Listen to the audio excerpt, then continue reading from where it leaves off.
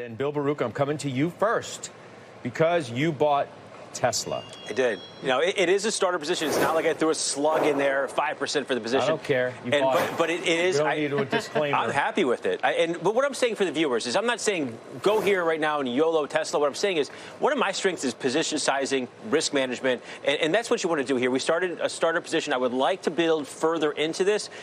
First, when a stock is falling out, you want to see it hit technical support and respond. It did that. Several big technical supports down there. Now, yes, they've slashed adjusted EPS. They've slashed revenue guidance. They've cut things down, but that's also brought the pessimism here. And I think the pessimism is already taken hold of this stock. What I'm looking at is the 2026, like I talked about in the last segment. They're slashing the multiple of it is going. 2026 is trading at a 26 multiple. The optimist potential here as AI continues to develop. I want to own this name when I wake up one day and Elon Musk is throwing a slug at it himself and bought more stock. And you think that will happen?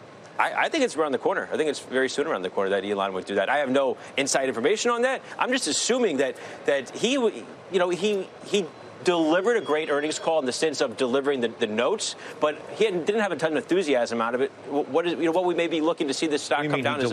I'm just going to come back to you. You say he delivered a great earnings call. Those were your direct. Sorry, not great, but he delivered. Well, I'm just saying because that's your direct quote, but. Dan Ives, who covers the company and has been as bullish as anybody else, said it was exactly the opposite of what you're suggesting it was. And I agree with Dan Ives. Great was the wrong name. I would say from a fiduciary standpoint, he delivered the earnings call. That's what I'm highlighting. But what do you mean? He was on the call? He was on the call, yes. And it wasn't. The bar's low. But the bar is low. He did not go out of his way to be enthusiastic about it. Maybe he wants to see the stock lower. And I would imagine that he's been talking about owning a more voting share in there.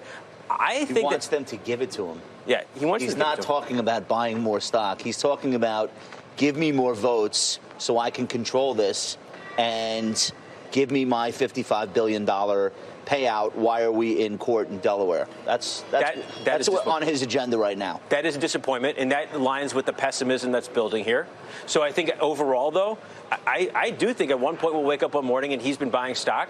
But as the pessimism takes hold, it doesn't change the overall story. It changes if you look out the multiple down the road in the next several years, it's going to be significantly lower. No, the market share and price cuts have changed the overall story for some, right? The loss of market share, particularly in China, the continued price cuts to continue to build revenues. And there's a lot of doubt around EVs right now. A lot of doubt, but a lot of that's getting priced in. I mean, just from the numbers that are being brought down, but also from the stock and where the price is trading right now. Let's go to this stock that Josh sold, Empire State Realty Trust. You alluded to it.